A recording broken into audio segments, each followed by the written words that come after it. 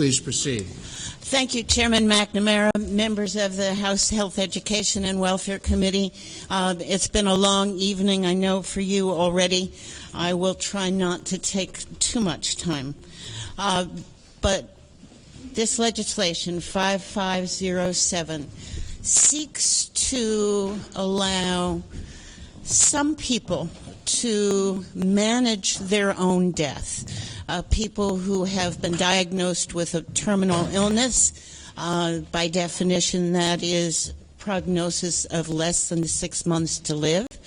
People who are firmly in control of their mental function and know what they are doing, to request of a doctor, their doctor, a prescription for a barbiturate, a drug that will allow them to die when they are ready, rather than having a life prolonged with pain, that pain which is leading to no cure. The physicians going along with this would have to be agreed to by a second physician who agreed also to the diagnosis and prognosis of the patient. Both physicians would have to attest that the patient was not of firm mind, but knew what they were doing, what they wanted to do. That affirmation has to be witnessed by two witnesses, at least one of which, cannot be an heir, a part of the business, a nursing home, for instance, where the patient is housed, cannot be anyone who would benefit by the patient's death. The legislation makes clear that any physician providing this prescription would not be prosecuted in the state of Rhode Island so long as they abided by the legislation in terms of the requirements. I think that there are very important protections there for patients, that nobody be bullied or talked into this.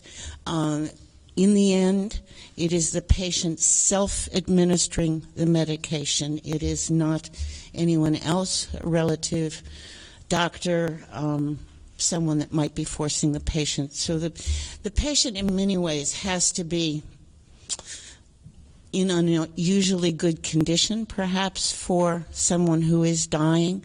They have to be able to administer the medication to themselves, and they have to be knowledgeable about what they are doing.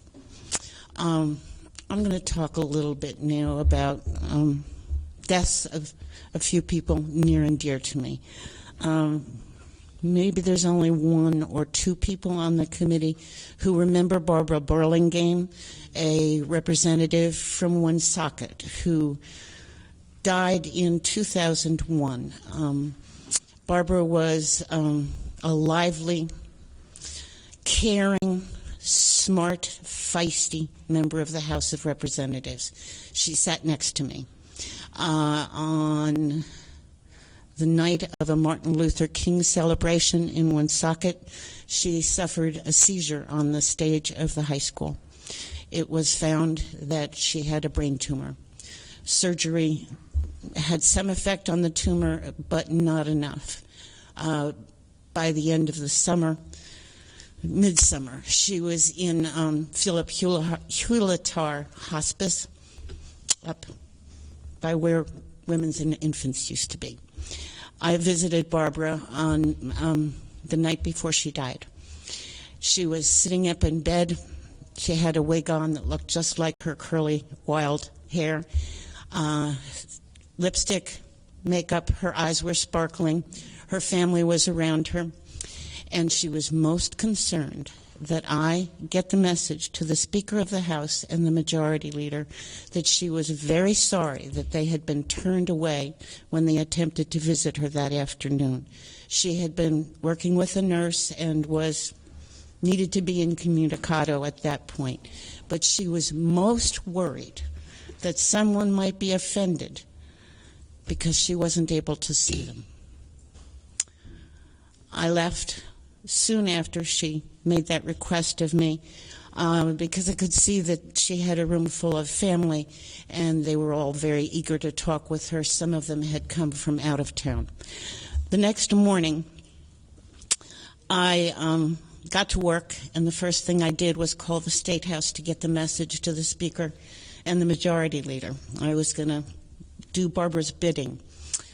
When Frank Anzavino took my phone call, he said, "Edie, are you sitting down?" And I said, "I will." And then he said, "Barbara died about half an hour ago." So roughly 16 hours after she had asked me to get this message to the State House, she had been propped up in her hospital bed, sparkling eyes, Barbara's personality. Less than 16 hours later, she was dead.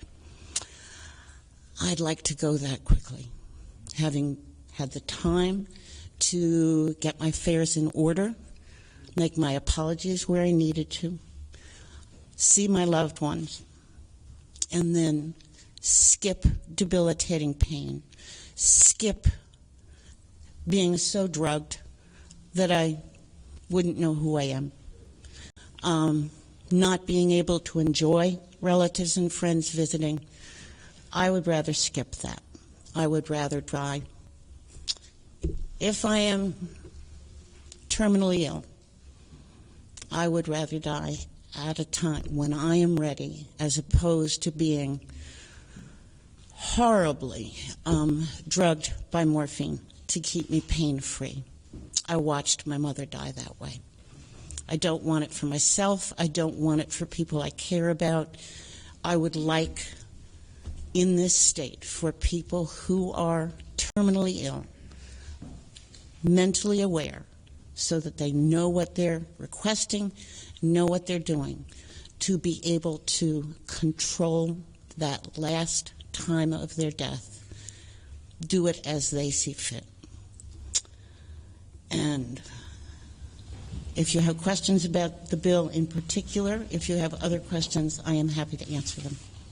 Thank you, Representative Ajello, and thank you for also honoring our good friend, the late Representative Barbara Burlingame. She was certainly very, very special, and I love that story about her with her wig and looking great right at the end. Leave it to Barbara. But my question relates to, you have an exemption for healthcare facilities. Is this legislation modeled on legislation that has been enacted in other states? It has, Chairman McNamara. This legislation is modeled on law now in Oregon and Vermont and Washington, state of Washington. Okay, thank you. Yes, and there is an exemption for health care institutions, be that nursing homes, hospitals. If they do not want to be part of this, they don't have to. Representative Regenberg. Thank you, Chairman. Thank you, Representative Ajello. I've heard different ways of describing this bill. Can you explain the difference between this legislation and physician-assisted suicide? I can. Suicide is an individual taking their own death, taking their own life, most commonly when in a state of severe clinical depression. It is a curable disease or a treatable disease. Another story. A neighbor of mine in the 80s jumped off the Newport Bridge. She survived. And through treatment, more than 20 years later now, her children are grown. She has grandchildren she enjoys. Suicide is taking one's own life when one has life to live. When you are terminally ill, you are actively dying. And so this is not suicide. Additionally, the medication, the drug, would be self-administered physician is simply writing a prescription for a drug or medicine that is otherwise legal. Yes, Representative Canario. Yes, thank you, Rep. The question I have is, how would this have an effect on life insurance policies that those folks may have in terms of, them getting buried? How would the insurance companies look at this? Would they look at it as a suicide? On the second or second to the last or last page, life insurance is discussed, and it is to have an individual administering medication to hasten their death would not have any effect on their eligibility for life insurance. Thank you. Any further questions for Representative Ajello? Representative Ajello, thank you very much for your presentation. The next two witnesses, Emily Tilton, and Megan Schrader. Megan Schrader and Emily can both come up.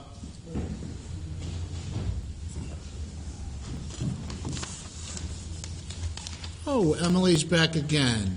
Welcome, Emily. Thanks. You're going to go after me? Yes. Okay. All right. Hello, my name is Megan Schrader, and I am testifying in strong opposition to H 5507.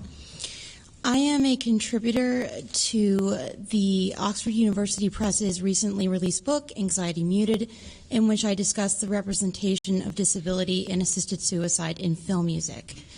I represent the Massachusetts chapters of the disability rights groups ADAPT and ASAN, and I am here to express both groups' solidarity with our disabled colleagues in Rhode Island.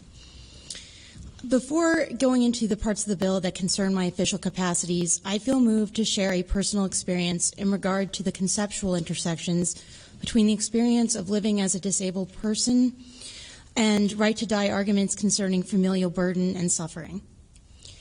In the course of doing research for my aforementioned book chapter, I had occasion to review the writings of many utilitarian bioethicists whose arguments concerning disability and death with dignity are framed in regard to family hardship, which tends to be situated as a legitimate reason for choosing or being morally obliged to die.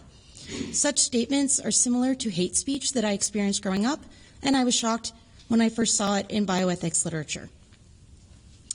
As a person with autism who struggles with executive functioning, I still live with my parents at 32 years old, and they serve me in completing many daily tasks.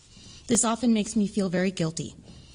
During a particularly horrible bout of depression, which I have lived with for 17 years, I was on a new medication that messed with my hormones. I thought, maybe the assisted suicide advocates are right. Maybe God is allowing this to happen because it is okay, and I am a burden to my family, and so maybe it would be okay if I killed myself. I wound up hurting myself impulsively and going to the emergency room. I know that no one wants these things to happen, but they do. In my official capacity as a representative of ADAPT and ASAN, I am very concerned that patient referral for psychiatric evaluation is not automatic, but is contingent upon whether the potential prescriber suspects clinical depression. Management of that disorder tends to require regular, competent psychiatric care, and oncologists and general practitioners are not trained to provide the standard of care. Moreover, because major depression involves a tendency towards suicidality, I would be concerned that such patients might feel that a death from cancer would be a release from suffering, particularly because that would give a rationale for suicide and negate some of the interpersonal conflict that would normally precede such an act. A second significant concern, I'm trying to move as quickly as I can, is the provision that allows a person's wishes to be communicated through, quote, a person who is familiar with the person's manner of communicating. This provision strikes at the very heart of the disability community's objections to this law. Assisted communication involves the invariably oppressive microcosm of privilege in which a disabled person's voice is subject to more empowered, able-bodied individuals. Indeed, I witnessed this power dynamic when I testified in New Jersey.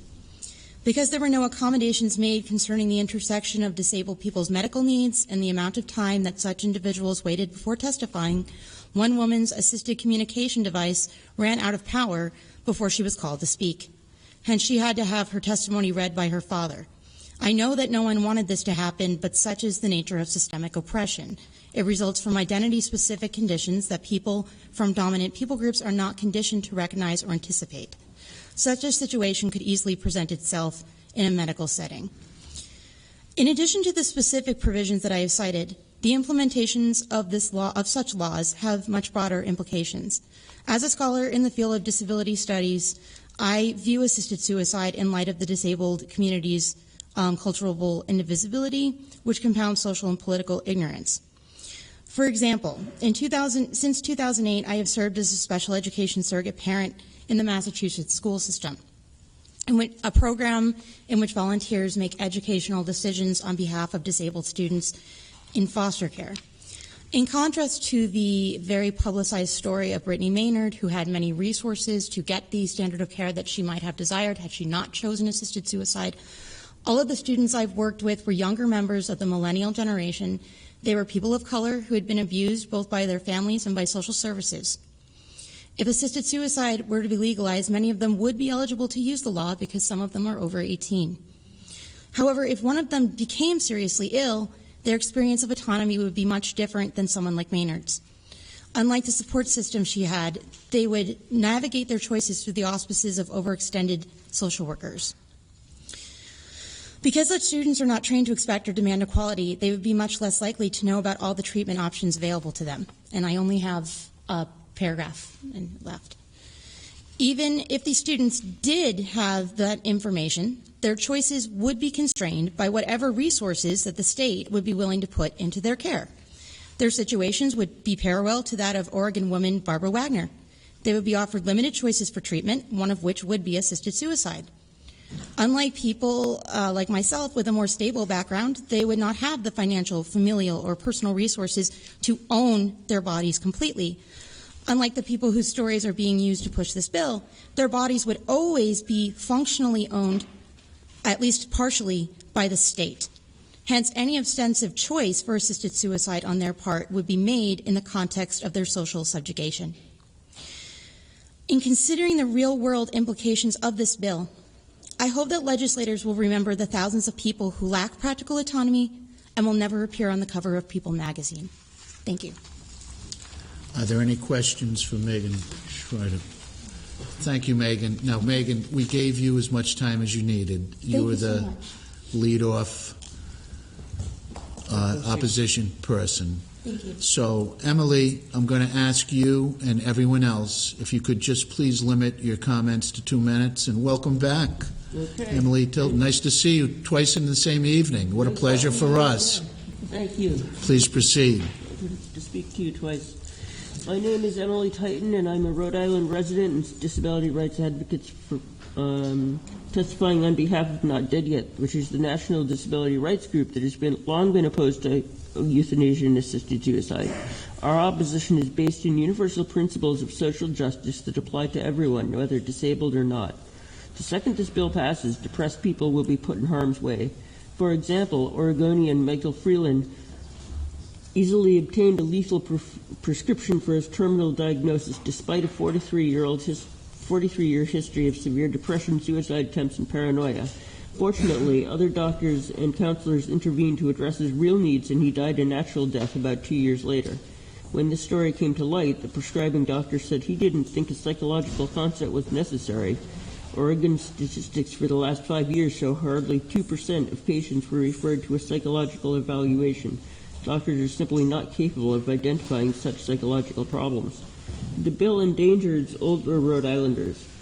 Every year in Rhode Island, it is estimated that out of nearly 200,000 people over age 60, there are more than 20,000 reported and unreported cases of abuse.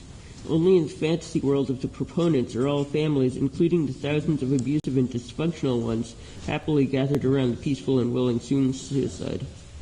The kind of suffering the bill talks about is social and psychological.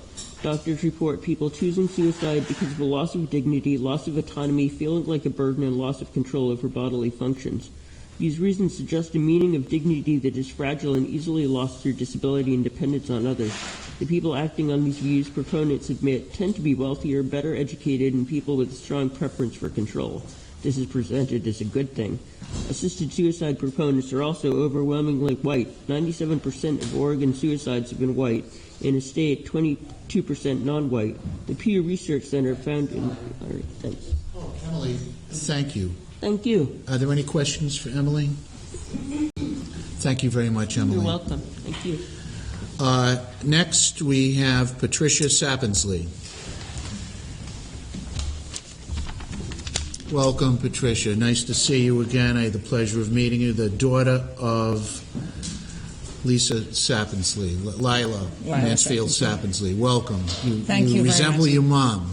Take that as a compliment. And that is a compliment. Thank you Please very much. proceed. Welcome. Thank you, Chairman McNamara and members of the committee. Especially thank you to Representative Ajello, who worked on this legislation, as has Aaron Regenberg. Many of you knew my mother. She was smart, she was honest, she was fearless. The one thing she feared was this. She feared dying a terrible, drawn-out death, and she saw it in many of her elderly friends that she took care of at Laurelmead, where she lived. Being 92 years old, she was a very healthy 92-year-old. She saw a lot of her friends suffer, and she helped them through that. It terrified her to imagine the burden that it would place on us and on her if this were to happen to her. So being Lila, she did something about it. She worked with Representative Ajello and Senator Golden and started to pen this legislation. This is not a religious issue. This is a compassion issue. Religions are by their nature compassionate. This is not a bill about choosing death over life. The death sentence is already in place for these people. This offers a comforting option and shortens unbearable suffering for the people who choose this option. It offers tremendous peace of mind to those who are dying and to their family members. The population of Oregon is about 4 million people. Of those 4 million people, last year approximately 1,200 decided to take this option. 700 of them used the option. It was comfort enough just to have the pills on the shelf. We're talking about comfort at a time of need. How many of you want to stand by helplessly as your family members suffer? How many of you want to be helpful in that situation? The most helpful thing you can do is to have the courage to pass this legislation. Thank you very much. Thank you, Patricia. Are there any questions for this witness? Thank you, and thank you very much for your testimony. Dr. Timothy. Professor of Infectious Diseases. I was the Chief Infectious Disease at Lifespan Merriman Rhode Island Hospital. I stepped down a few years ago, and I'm still a practicing physician, mostly in the area of HIV and AIDS, though I did spend 2 months in Liberia last fall. So I want to strongly testify against this bill. I agree with you. This is not a religious issue. This is an issue of compassion. And this bill is, I believe, strongly misnamed. I've taken care of many patients ill and dying, predominantly because I am an HIV and AIDS physician, and all through the 80s and 90s our care stunk.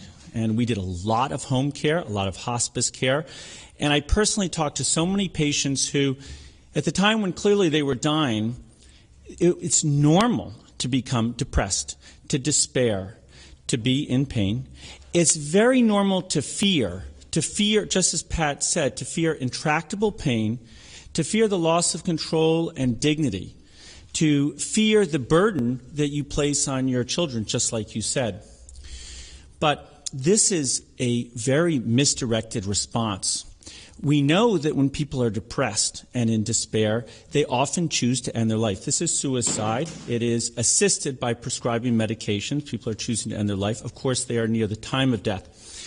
But we know even in Oregon, which this bill is modeled after, less than 10% of all the patients that choose, of the 1,200 or the 700, either way you cut it, receive a psychiatric diagnosis.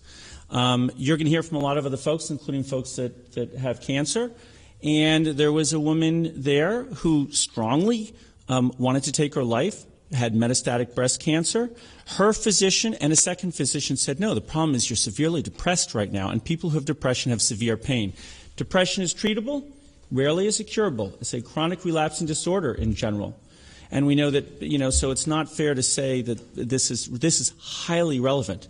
She went in Oregon and contacted a physician with C&C, Care and Compassion, formerly known as the Hemlock Society, and took her life.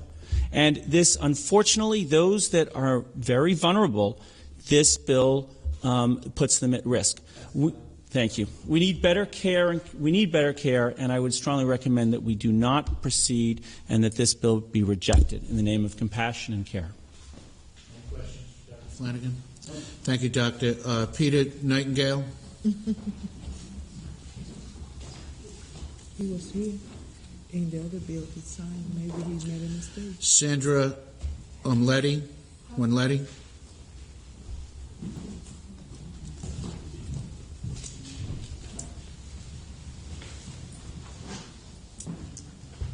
I was going to start off by saying good afternoon, but now it's really good evening. My name is Sandra Willette, and I've been a registered nurse for about 30 years. I've worked mainly in emergency medicine, but also in hospice and now in the ICU. I've also cared for several of my own dying family members. I'm here to support the Lila Sapinsley Compassionate Care Act without any reservation whatsoever. In fact, I've really been hoping for years that this would become a choice for people. My interest in this topic began more than 15 years ago while working in my local ER. And at that time, a coworker of mine was caring for her husband who was dying from a cancer which involved his head. His medication regime was ineffective, and he was really terribly suffering. He begged his wife to get a gun and shoot him to end his misery. I still remember her calling me and asking if there was some way that I could help her, that his suffering was just inhumane. The dialogue has stayed with me all these years, and now there is some hope that others will not have to suffer this way that this man and countless others have since his passing. And medicine has changed a lot over the past several years. Hospice has gotten better. It has gotten more popular with people, but it still is not effective for everybody. Making an educated decision to end one's life must be the most terrifying and difficult thing to do. Who wants to die, after all? We all want to live as long as we can. But when longevity is compromised because of catastrophic illness and disease, our priorities shift. All dying patients I worked with wanted to be comfortable. Comfort can be defined in several ways, but generally it is a lack of suffering. And suffering can mean different things to different people. Suffering can be physical pain. It can be total dependence on others because your body is no longer functioning due to things like ALS is the first thing that comes to mind, MS. There's some terrible diseases out there that just rob you of your dignity and your independence. Suffering, as I said, okay.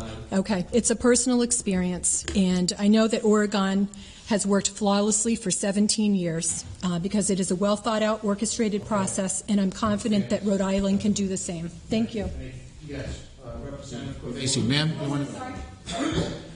Representative Covesi. I have a couple of questions of the bill, and I hope I can answer you. Before I ask the young lady, Mr. Chairman, is there, besides the sponsor, is there anyone who's going to be testifying for the bill that is very facile with the particulars of the bill itself? Because I would feel it would be unfair to ask questions about the particulars of the bill for someone who's just supporting it. I think that would be inappropriate.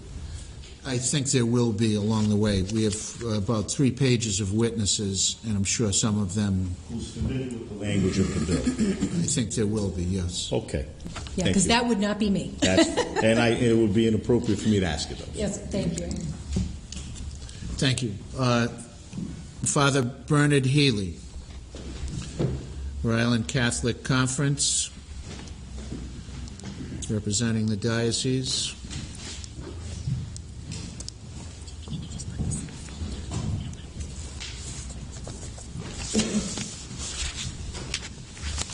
Thank you, Mr. Chairman. I have written testimony I'll submit as well. I'm Father Bernard Healy, I represent the Rhode Island Catholic Conference. The conference joins many in the faith community who oppose this legislation, not only because it violates the most basic tenet of our belief in the sacredness of all human life, but also because of the many dangers the legislation poses to the most vulnerable populations. Our concerns about this bill are shared by numerous other groups, including members of the medical community, disability groups, advocates for the vulnerable, elders, and others. From the perspective of the Church, However, we wish to also convey our deep dismay about the message that this legislation sends to those who might feel that their illness and the care they require is nothing more than a burden to their families and to the rest of society. At the heart of our ministry to the sick, to those with disabilities, to those without access to adequate medical care, and to the frail elderly is a recognition of the gospel call to embrace the lives of those most in need of our love, our care, and our compassion. There is no life we consider not worth living, no person who does not deserve to be valued simply because they are a living human being. While some may view this legislation as a response to the understandable fears about pain and a loss of dignity that someone diagnosed with a terminal illness might face, we insist firmly that the answer to those fears should be a demand for appropriate medical treatment that provides adequate pain management and excellent palliative and hospice care. A terminally ill patient requesting a prescription to commit suicide deserves to be surrounded by compassion, not handed a prescription to take his or her life. Despite claims that this legislation includes adequate safeguards to protect patients' lives, the bill is significantly flawed. The legislation is based on the premise that it would only apply to terminally ill patients who have been diagnosed as having 6 months or less to live. Okay. Thank you, Father Healy, and thank you for your written testimonies. Are there any questions for Father Healy? Thank you very much. Next, Reverend Ralph Murrow. Reverend Ralph Murrow. I'm sorry. Welcome, Reverend. And Reverend Deborah Murrow is also here in support of the bill, not speaking. Please proceed, Reverend. Thank you. We appreciate your time and your consideration at the end of a long day. My name is Ralph Murrow. My wife and I live on Overhill Road, just off Hope Street. We moved here to Providence after my wife retired because moving to a city named for divine providence and finding a place to live just off a street named for Hope seemed like a good thing for some retired people to do. I'm the only witness that you will hear today who has been present with dying patients and their families when those individuals, working with the cooperation of their physicians, have chosen to hasten their own deaths. I have been with the family, standing in a group, holding hands, around a hospital bed, set up in the living room, where a patient with end-stage lung cancer or emphysema or heart disease, similar to what I have, or AIDS, has decided that they simply cannot go on. And they were fortunate enough to have a relationship with a physician who understood that there comes a point where medicine has to cease and desist from any more tests or treatments that only prolong the process of dying. My father was a pilot in World War I, a fighter pilot. He suffered from emphysema and cancer and heart disease at the end of his life. I prevented his suicide. Thank you. Okay, any questions? Any questions? Yes. Representative Corvesi. Is this the time? Sure, absolutely. Okay. 2 questions. First, person makes the decision that he or she wishes to take their own life after going through all the precautions and the details of this. Is the medication that's prescribed going to be covered by their health insurance? Typically, the medications that are prescribed are the old-fashioned barbiturates, such as Seconal or Nembutal. The kinds of medications that were used by people like Marilyn Monroe and many other celebrities to bring about death. But These are so cheap so inexpensive. Does Oregon or Vermont or Washington State stipulate that the insurance companies would cover these medications? That the health insurance companies would cover these medications? They are medications that are part of the regular formulary of an insurance company. So the health insurers, the health insurance would be able to cover this? There might be a small copay, depending upon one's own policy, but again, you're talking probably less than $5 for a month's I guess at that prescription. point they're not going to care. The money is the least of people's concerns after having been through a long process of struggling and finally making this decision. The second question, seeing as how I'm sure HIPAA is still going to be into effect with these patients, a person decides to take their own life and do it alone.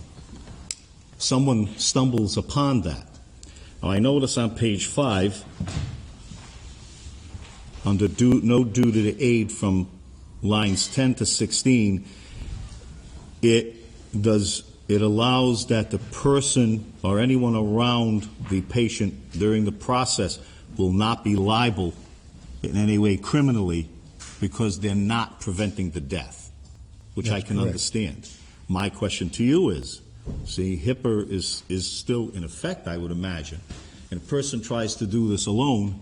What would happen with the person who stumbles upon this individual not knowing that this person is trying to take their own life and tries to help them? Would they be criminal liable? You're referring to the federal law about Health Insurance Privacy Act? Correct. And I'm referring to the HIPAA to frame a situation.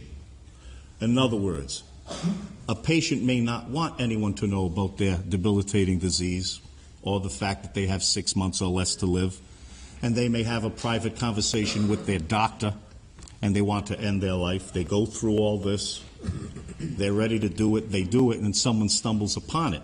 I can see where lines 10 through 16 there would be no criminal prosecution of someone who would be there and not aiding them. My question is, someone stumbling upon the individual, would they be criminal liable if they were trying to help them, not realizing they're trying to stop their own, not realizing they're trying to kill themselves? Well, my 50 years of work has been in ministry, not as an attorney. I think the county prosecutor would have to look into that and make an informed decision. And I think that's a good point, because I think there's an absence there. The lines 10 through 16 don't have any criminal liability for someone who may be in the room not stopping the process. The question is, what if someone would unknowingly, inadvertently, was trying to stop the process, not realizing it? Mm-hmm. A much more common circumstance is where a patient is with an end-stage disease and someone inadvertently calls 911, and the ambulance people come and bring about CPR, which breaks the ribs of a seriously ill elderly patient, with the result that approximately 2% of very elderly, terminally ill patients survive CPR. That's the kind of stumbling upon something that would be much more Well, when I was reading through the bill, I could see 10 through 16 Sure. took care of one set of circumstances but did not take care of another. Right. The most common question has to do with the policies of religiously owned healthcare institutions and whether they are under any burden to act in a way that would be contrary to their doctrines, traditions, religious beliefs. Well, I think that's covered here. That's covered. That is covered. So that's not a problem. Right. Right. Thank you. And these are always, wherever there's a family involved, these are quite long, drawn-out family discussions.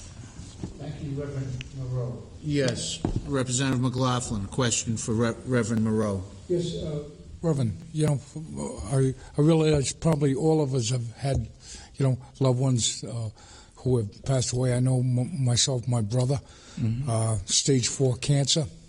But what I've got a question, and I don't know whether in reference to what Representative Corvesi, referred to. He was talking about the HIPAA laws.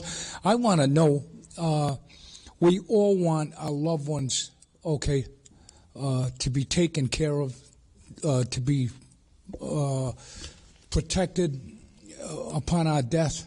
And if we do decide, it's a very touchy subject, but insurance companies throughout the United States, do they recognize assisted suicide?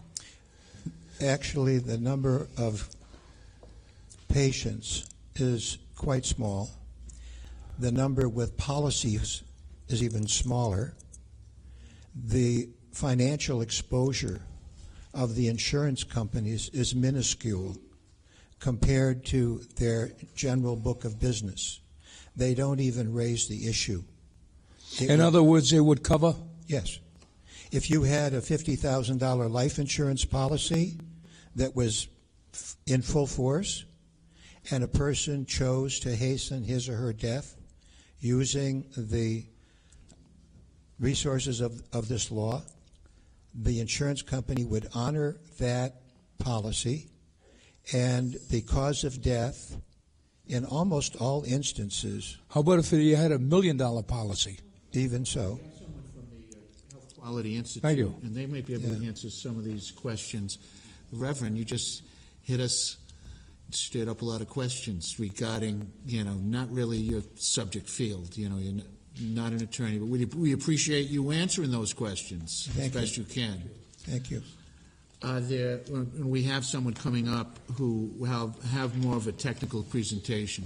Are there any further questions for the Reverend? Thank you very much for your testimony, Reverend. Okay. Tom Neary, Institute of Health Quality.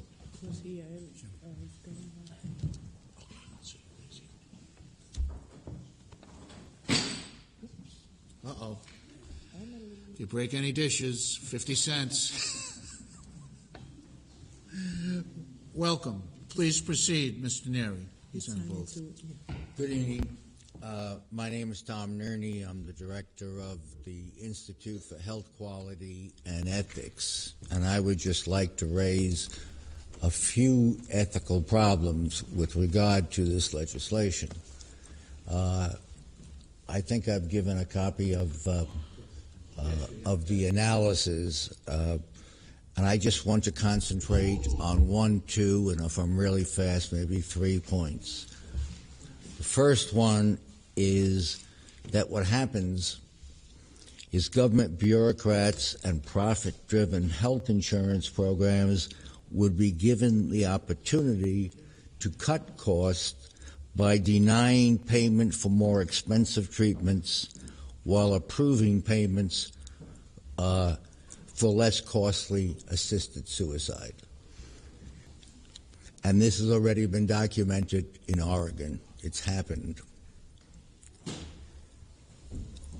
An individual with a controllable medical condition could be considered to have a terminal condition, making him or her eligible for doctor-prescribed suicide.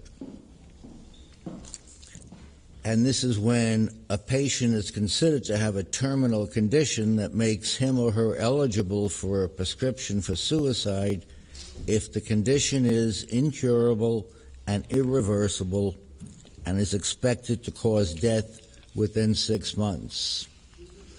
However, many conditions that are incurable and irreversible and which result in death within 6 months without treatment can be controlled, resulting in a much longer lifespan. For example, some type of diabetes are incurable. Thank you, sir. Are there any questions for Mr. Neary? Yes. Representative Corvesi. You referenced Oregon with regard to I didn't quite catch it. The bureaucracy of the could you And just the insurance company. Could you briefly explain that, what you were saying, because I didn't catch it. Okay. What happens under this act, and we have seen it reflected in the Oregon Act, is that the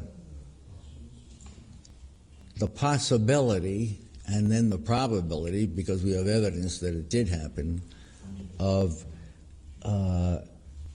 cutting costs by denying payment for more expensive treatments, but allowing payment for physician-assisted, well, in this case, suicide. Has those type of decisions been documented as being as having occurred? Yes, and in Oregon. Hence the term death panel. Thank you. Any further questions? Representative Regenberg. Follow-up question on that. People in different states get denied treatment based from their health insurance. That happens, I would say, pretty frequently in different circumstances. What is allowing people to connect that happening to the fact that this policy exists in Oregon? Well, one of the things you got to realize is that for the first time, insurance companies see in anybody who is labeled terminal, even though a person could live for more than 6 months, say, that they could withdraw their coverage and offer suicide, which is much cheaper, of course. And that's why I was raising the issue of those with diabetes, where the coverage in Oregon was actually withdrawn, I think for 3 people, but they were offered death instead of life. You're saying it was withdrawn because that policy existed? You're saying that wouldn't have happened in another state? Well, we're giving the insurance companies a new way to get out of paying for expensive treatment. That's another way of putting it. I guess I don't understand the connection, how that is what is allowing them to do this, and how we know that wouldn't have happened in another state. Well, we documented it in Oregon under this act. It's already happened.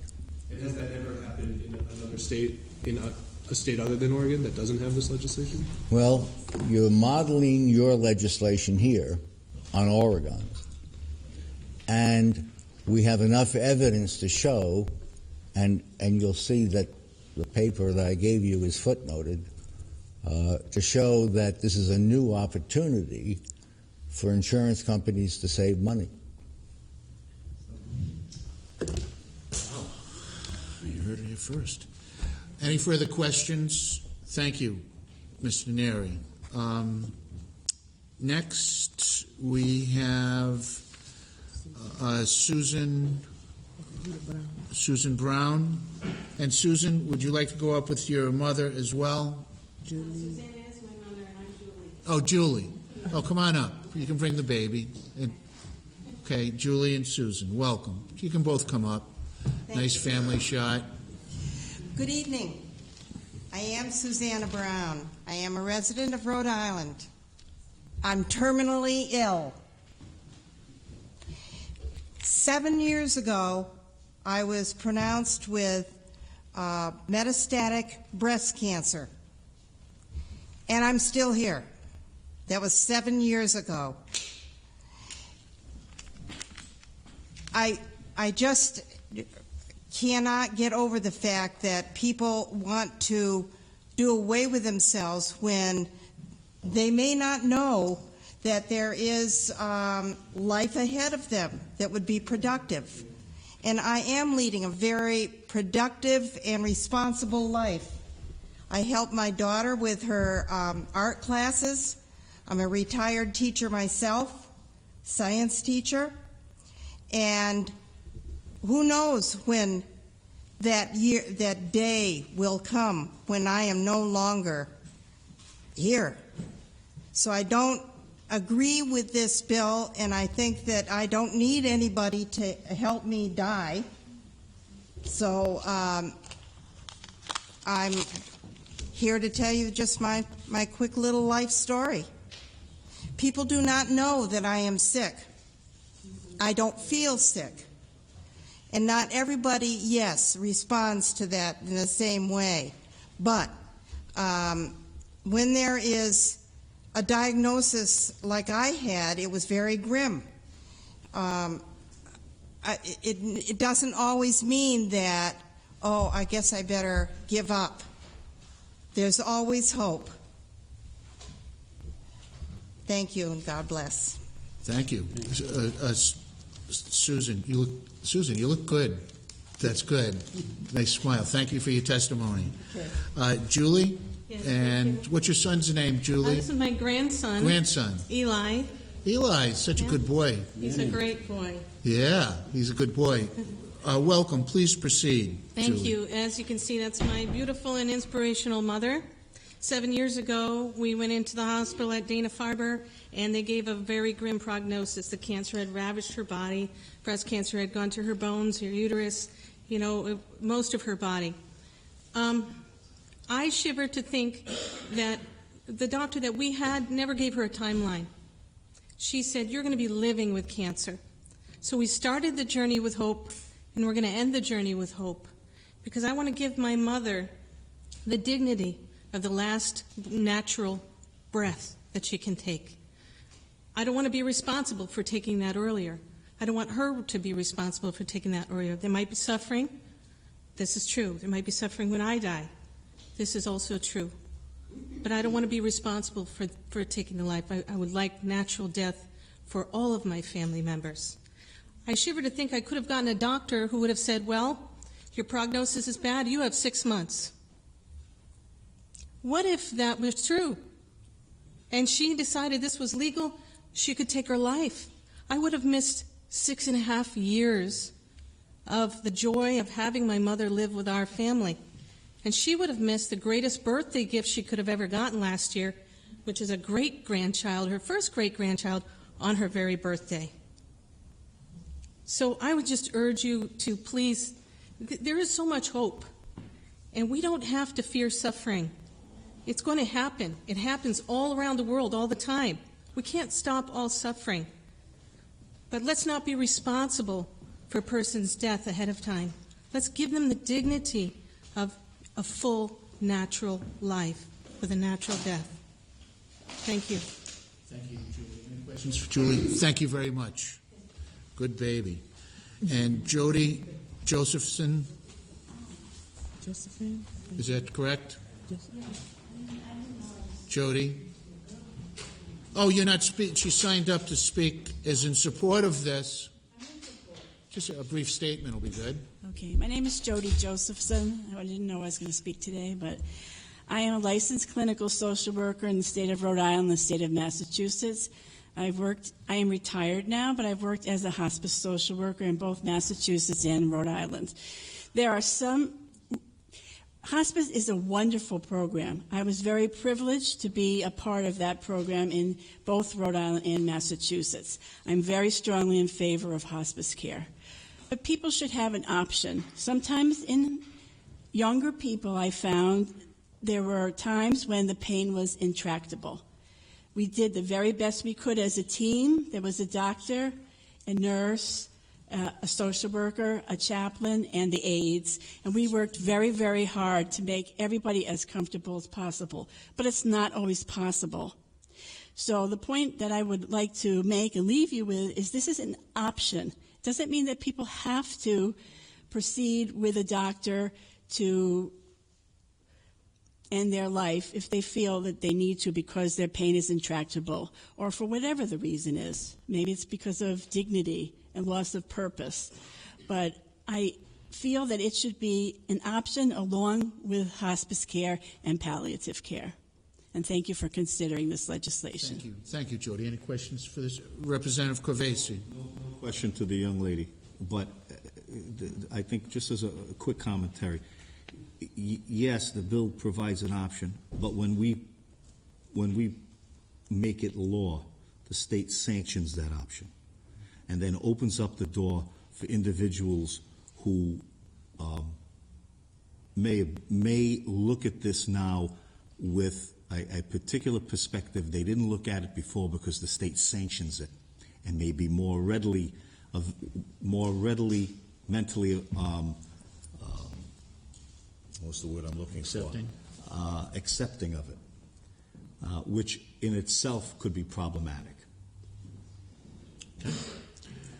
And with that, Both E. Bracey, Rhode Island Right to Life. Mr. Bracey, welcome. Thank you, Mr. Chairman, members of the committee. I'm just going to focus on just a few of the many ways in which this bill would put vulnerable populations at risk and exposing them to possible exploitation and abuse by the elderly and the disabled. First, family members, healthcare providers, and others could advise, suggest, encourage, or exert subtle or not so subtle pressure on vulnerable individuals to request doctor-prescribed suicide. The bill states that witnesses to the written request must attest to the fact that the patient appeared to be free from duress or undue influence at the time of the request. However, those words have a narrow legal meaning. The bill does not prohibit someone from suggesting, advising, or encouraging a patient to request doctor-prescribed suicide. Since victims of domestic abuse, including elder abuse, are extremely vulnerable to persuasion from their abusers, it takes little imagination to understand how this bill could put abused individuals at grave risk of being persuaded to request doctor-prescribed suicide. Another point, a person familiar with the patient's manner of communicating, as the bill states, could inaccurately convey or translate the patient's request for the lethal dose. Under the bill, patients are considered capable of requesting assisted suicide not only by communicating the decision on their own, but also by, quote, communication through persons familiar with the patient's manner of communicating if those persons are available, end quote. This could lead to a patient's wishes being misunderstood, misinterpreted, or even disregarded. There is no requirement in the bill that such communication assistance be independently verified. Who will know if the person communicating on behalf of the patient is doing so accurately? Third, the written request for doctor-prescribed suicide could be witnessed by someone who would gain financially from the patient's death. The written request, which could be signed in the patient's residence, may be witnessed by a relative who is pressuring the patient to sign it, and the second witness could be the best friend of the potential heir, and no one would ever know. Beyond that, severely depressed or mentally ill patients. Thank you, Mr. Bracey. Any questions for Mr. Bracey? Yes, we do. I submitted written testimony from many of the people who testified. We submitted 23 copies around 4 o'clock. I don't know if it's in your folder yet. Yes. Thank you. And that answers a lot of the questions that have been asked. Representative Corvese. Just, again, not so much with the chairman's permission, just as an addendum to what Mr. Bracey was talking about. I think it's obvious, Both, you and I go back a long way, that this bill and others like it across the country are basically nothing more than the philosophical outgrowths of the continuing culture of death that began in 1972. And where abortion kills the young, these bills try to provide a rationale to kill off the old. I do agree with you very strongly that this bill endangers the weak and marginalized in society, compromises the family and generational commitments, and increases the temptation, as you pointed out, on the part of individuals and society as a whole to view our seniors as financial and social burdens. And as the gentleman was talking about Oregon, and I know we've heard the phrase death panels before, and I know it conjures up authoritarian bureaucracies, but on a societal level, I think this bill and bills like this across the country can be perceived by some as a very real first step toward the creation of government-mediated health insurance death panels comprised of number-crunching bureaucrats and forcing doctors to bastardize their profession. And I think that this bill is very problematic. And I won't dispute that. I will say that the case you were requesting documentation for in Oregon, it is in the submitted testimony. That is, the references are there, and I certainly don't dispute what you're saying. Thank you. Any further questions for Mr. Bracy? Yes, Representative Lancia. I really appreciate you saying that about the more vulnerable among us.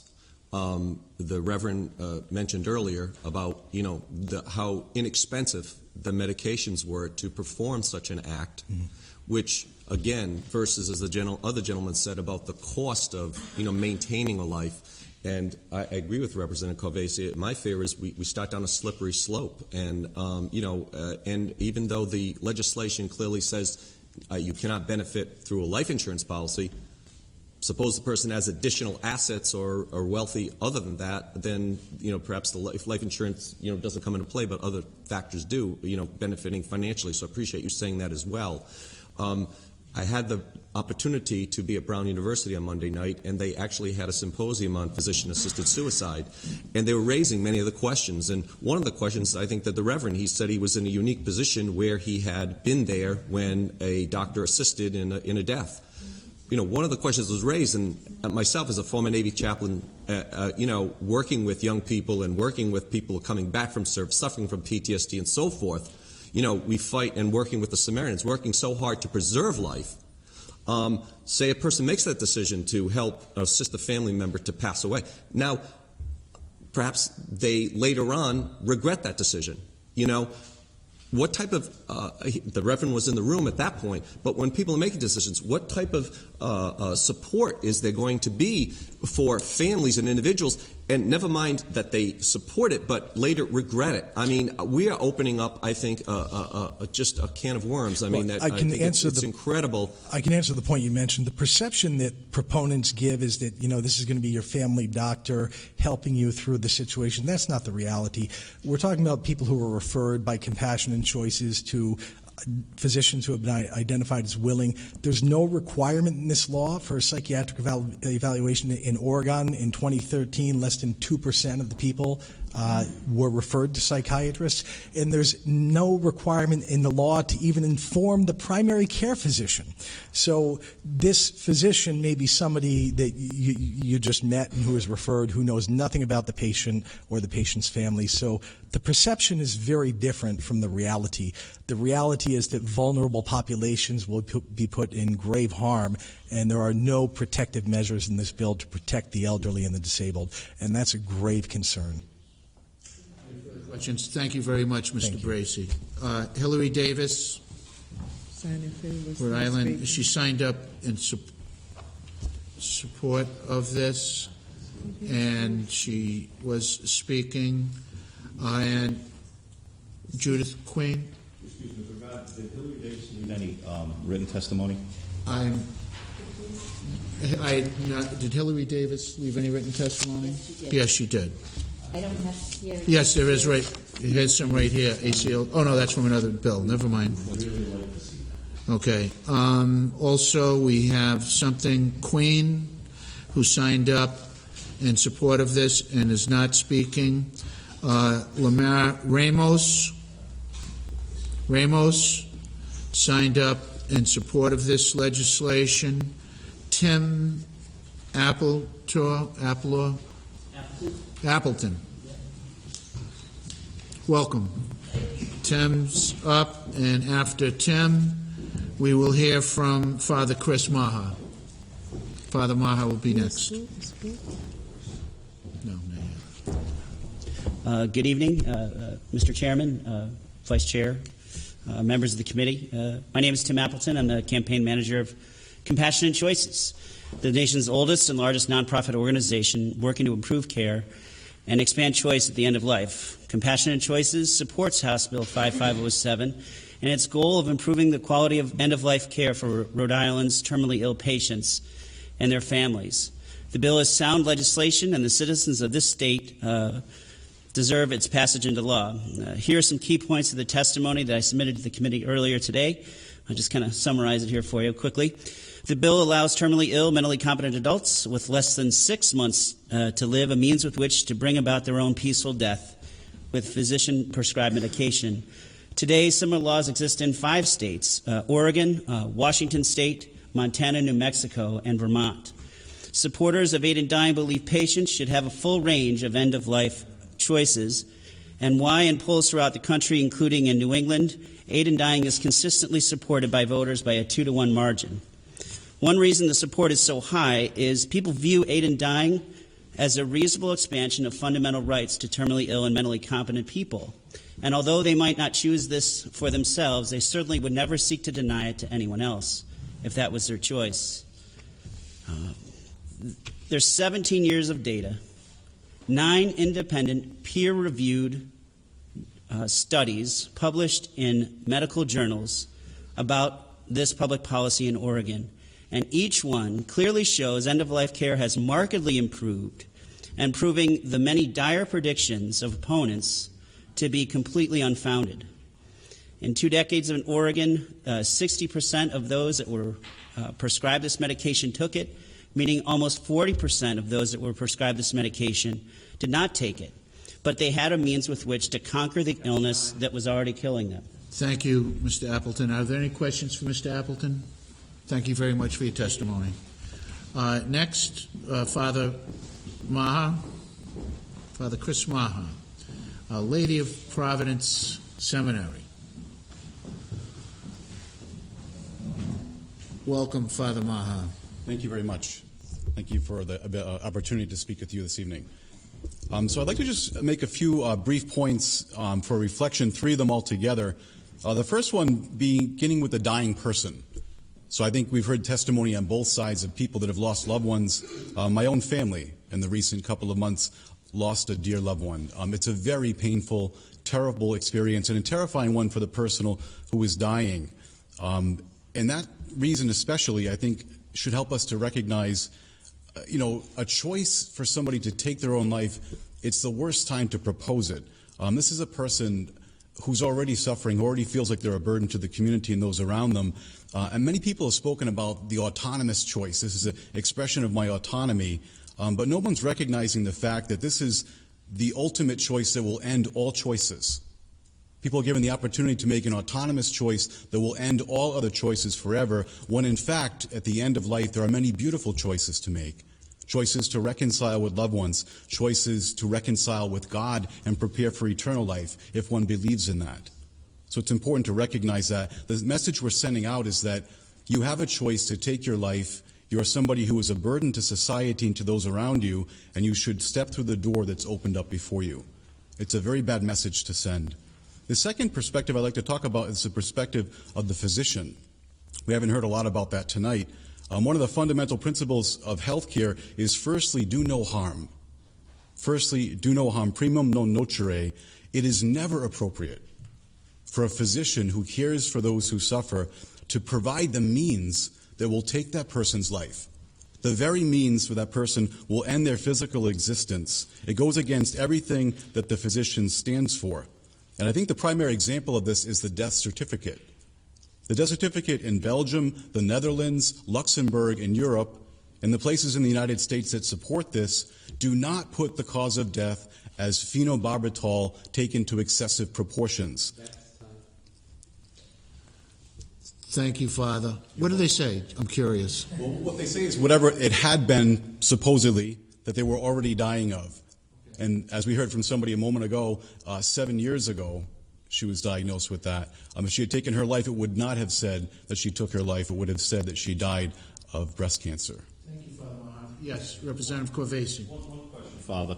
Sure. I don't know if you're familiar with the terminology and the wording of the bill, but what do you feel there are appropriate religious freedoms here, or religious protections? First of all, in answer to your question, for two points. The first one is I am familiar with the bill. And in fact, the definition for terminal condition is not consistent with the Rhode Island general laws. The Rhode Island general laws do not state that a terminal condition is within 6 months. So we're changing the Rhode Island general laws if we're going to pass this bill, first of all. So that's not consistent. Secondly, according to your question about religious exemptions, just the proposed bill has an exceptionally narrow provision for facilities to protect patients from doctor-prescribed suicide. It's very narrow. A healthcare facility may only prohibit a physician from writing a prescription for a resident or a patient if the prescription is intended to be used on the facility's premises. In addition, nothing permits the facility to prohibit a caregiver or other individual from delivering a prescription for a patient to take on the premises. So it's very narrow in that sense.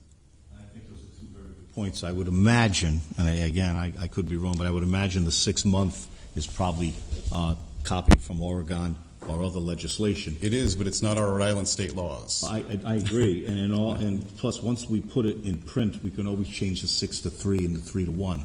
Correct. So another thing we have to be concerned about. Correct. Oh, I think one concern I have is that not only could we not change it, we could also leave it the way it is in Rhode Island, which would widen this bill to include a lot more people. In Rhode Island, the general law is an incurable or irreversible condition that without the administration of life-sustaining procedures will, in the opinion of the attending physician, end in death. That's a very broad definition of terminal illness. Yes. It can include a lot of different people. Thank you, Father. You're welcome. Representative Lanza. Good evening, Father. Good evening. Not to bring religion into it, but since you brought religion into it, no problems, no problem. To bring religion into it, you talked about, just a beautiful scenario for me personally. I mean, just working with, folks facing death and so forth. But I was always very impressed with Pope John Paul at the end of his life, who could have chosen to end his life, but talked about the importance of ending one's life, in just a particular. And I don't know if you had a couple of things you could just say briefly about that. I certainly do. John Paul II, who wrote an encyclical on faith and reason, Fides et Ratio, the two together, was always a proponent for caring for people, not just based upon religious principles, but also upon reason. And one of his great heroes in the faith is St. Thomas Aquinas. St. Thomas Aquinas argues against physician-assisted suicide and against suicide itself, not based upon faith primarily, but based upon justice and upon responsibility to the community. So St. Thomas Aquinas, along with John Paul II, would say that the community is being deprived of a person that is essential and important and vital, namely himself or herself. And so in other words, we have a responsibility to reach out in love to those who are suffering. The community has to reach out. We deny the community the possibility of caring for those who are terminally ill, those who are vulnerable, those who are weak. Not only do we deprive the person of life, we deprive ourselves as a community with the possibility of caring for those most in need at the end of life. And I just so was impressed by Pope John Paul and how he ended his life. It was such a positive. Correct. When he could have taken his life but didn't. He went through the suffering and ended his Correct. life in a positive, dignified way. So I appreciate that. Thank you. You're welcome. Any further questions for Father Mahat? Thank you very much, Father. You're welcome. Thank you. Next, we have Stephanie Federico. She's from RIAT and is opposed to this. Linda Doran. Oh, I'm sorry. I wanted to get.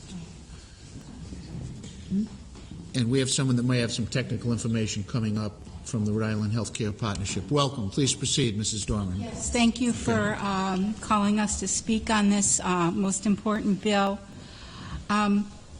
I can't do better than Mr. Barcy or the reverends that have spoken here against this bill. They give very good points on the abuses and other things that can happen. I just want to read into the record just a few quotes from the Hippocratic Oath, just one. I will neither give a deadly drug to anyone who asks for it, nor will I make a suggestion to this effect. Neither the American Medical Association or the World Medical Organization support assisted suicide.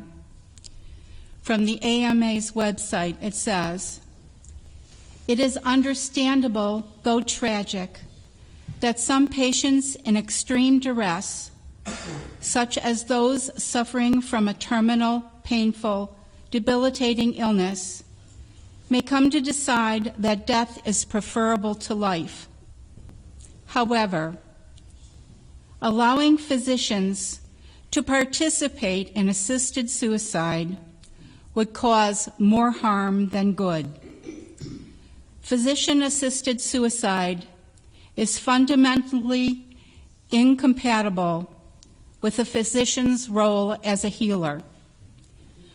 It would be difficult or impossible to control and would pose serious societal risks.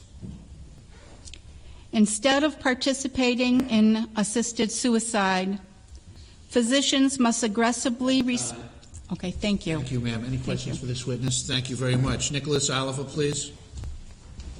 Rhode Island Partnership for Home Care. Very patient, Mr. Oliver. Thank you. Welcome. Welcome. Thank Please you. proceed. Lisa, I don't know where Lisa went, but I have testimony We'll for take her. it, yep. I'm here on behalf of hospice providers, which my organization represents in opposition to this bill.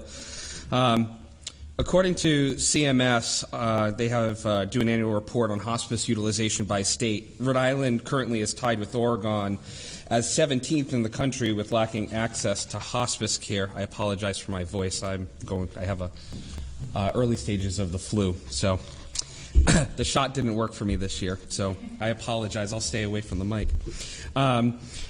17th in the country with an average length of stay at just 62 days.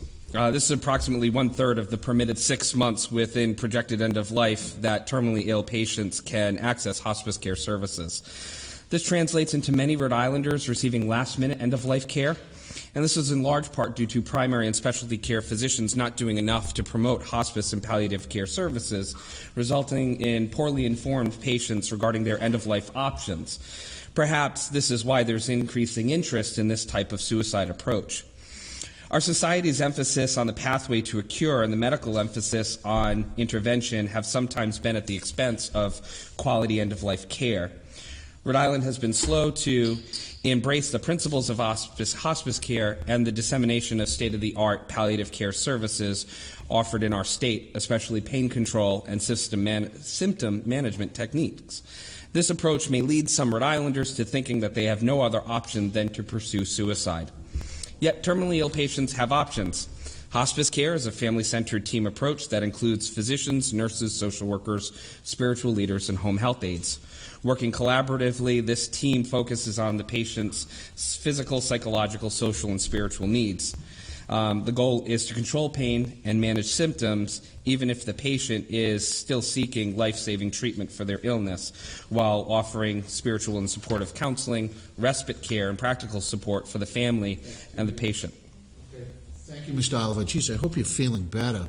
I felt that it was important to still be here. Well, since thank the you. hospice community wasn't adequately represented. Just if I can add 2 other sentences, I think that there is an opportunity for us to take advantage of educating folks adequately about hospice services and make sure that there's adequate counseling for hospice care first. I believe that that's missing in this bill. And if we can invest in the resources for hospice care and maybe directing the Department of Health to add more resources to promote hospice care, we wouldn't be at the bottom, near the bottom of the barrel for trying to promote quality end-of-life care that promotes true dignity at the end of life. Any questions for Mr. Oliver? Thank you very much, and I hope you're feeling better. Thank you. We have Randall Rose. I saw you just entered the room. Mr. Rose, we're limiting testimony to 2 minutes. Welcome. Please proceed. Thank you. I will be brief. And I'm sorry I was in a different hearing, but this bill is very important, and it's with that we tend to forget that quality of life also includes quality of death. It's very important that a lot of times, some of the worst times people have in their lives are at the end of their lives, and it shouldn't be that way. People should be able to reach the end of their life with dignity in a way that keeps them in control. And I really appreciate all the safeguards that have been put into this bill. It's a well thought out bill, and I know a lot of us are worried about what's going to happen at the end of our life, that we were going to go through really bad experiences like unfortunately many people still do.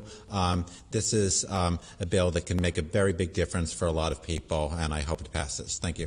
Any questions for this witness? Thank you very much for your testimony. Susan, is it Esterich?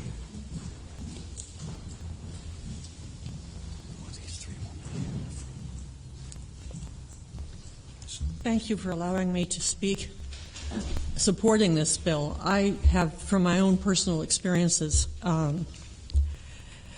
one where it certainly would have helped a great deal in my family. My uncle had terminal cancer, and he was suffering terribly. This was in Washington State before they had the Compassion and Choices bill. And he got a gun and shot himself. And my aunt had to come home and find him, and the police had to investigate her because, they didn't know. Had she had a doctor and all of this process to make this legal, had he had it, it wouldn't have been all that trauma on top of the horrible death of her husband. So this kind of legislation could prevent a lot of tragedy in a family. And the other thing I'd like to say is that my father had Parkinson's disease, and as you know, it's a terribly disability disease that's just degenerative. It goes down, down, down.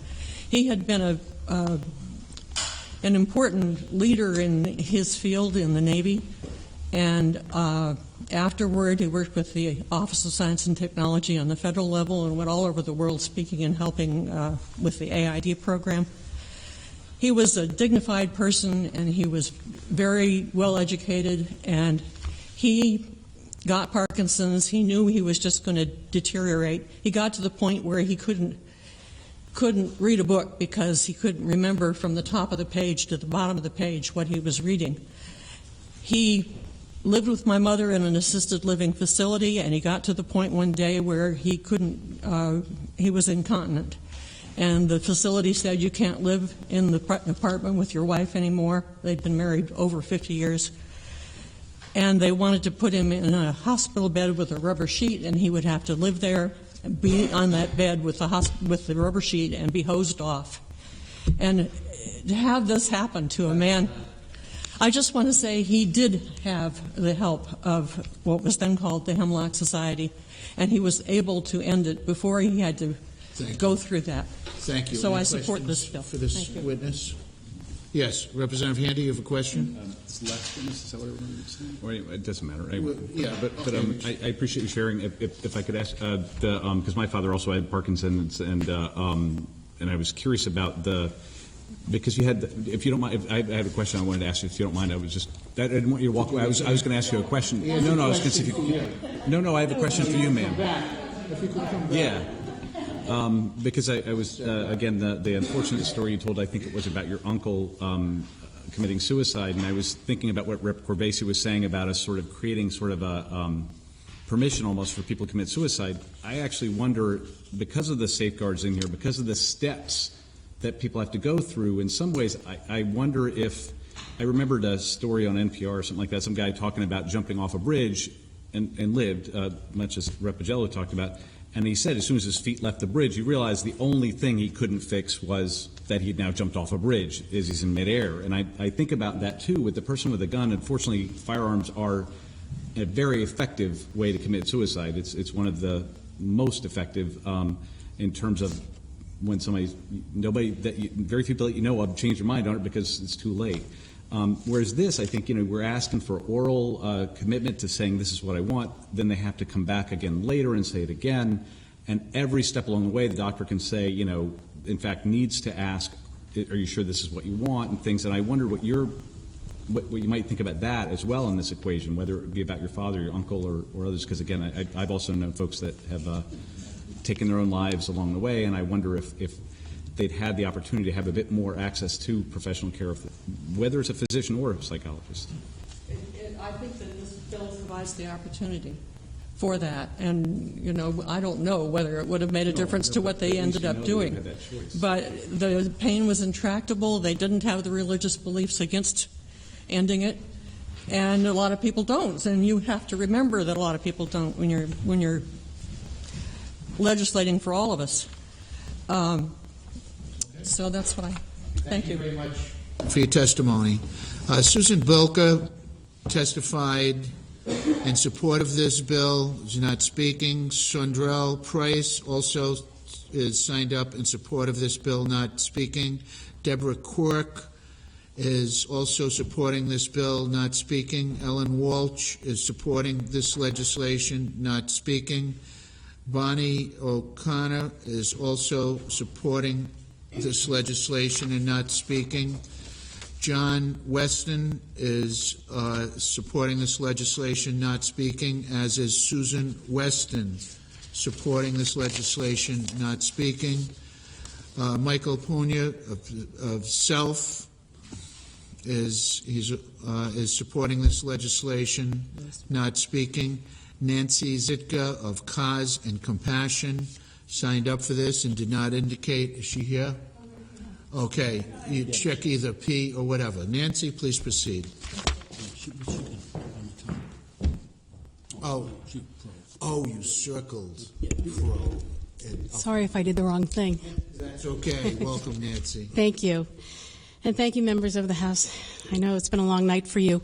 I feel very passionately that this bill should be supported, and I know a lot of fear has been suggested and malpractice and all of the bad things that can happen by allowing people that have been given a short period of time, a terminal diagnosis, the opportunity to make a decision that they feel is best for them.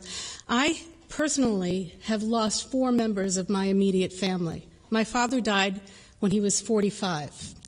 2 years later, my 26-year-old brother was diagnosed with terminal cancer, adrenal cancer, very rare. It was suggested he'd live for 3 months. He lived for a year and a half at Boston University Medical Center.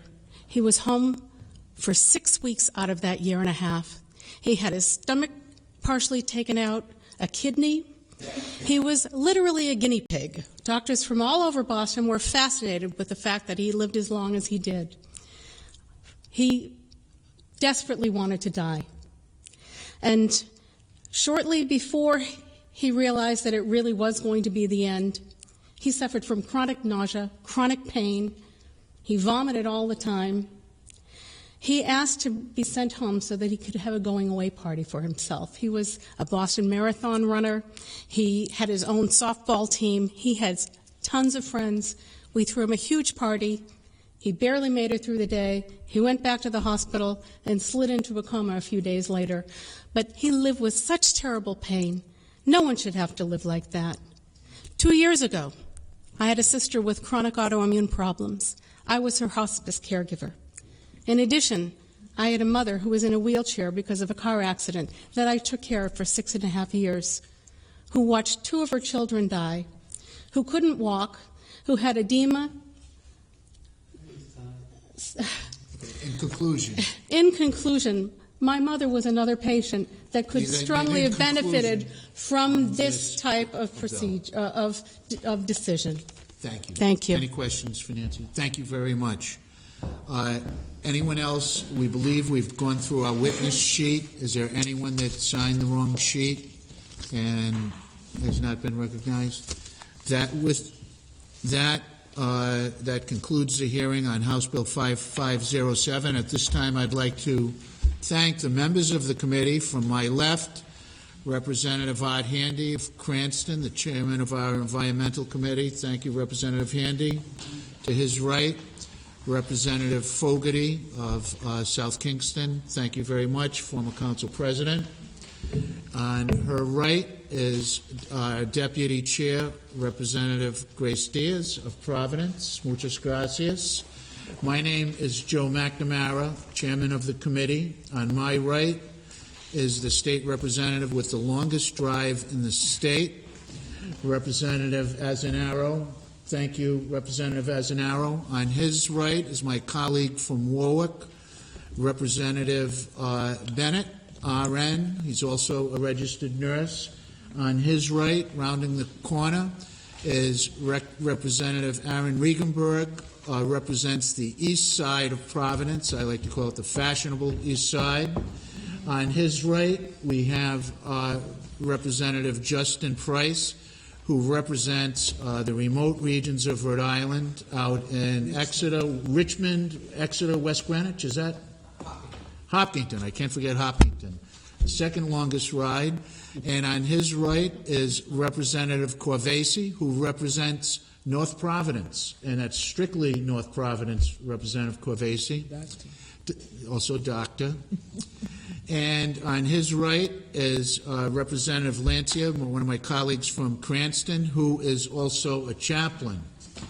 Thank you, Representative Lancia, for staying a long evening, and thank you for the witnesses for your patience tonight with us. We realize that it was a rather long evening, but we greatly appreciate your testimony and your patience on both sides of a very difficult issue. At this time, I will entertain a motion to adjourn. Motion to adjourn. Second. Motion has been made and seconded. This concludes the Rhode Island House of Representatives Committee on Health, Education, and Welfare. Thank you and have a nice evening.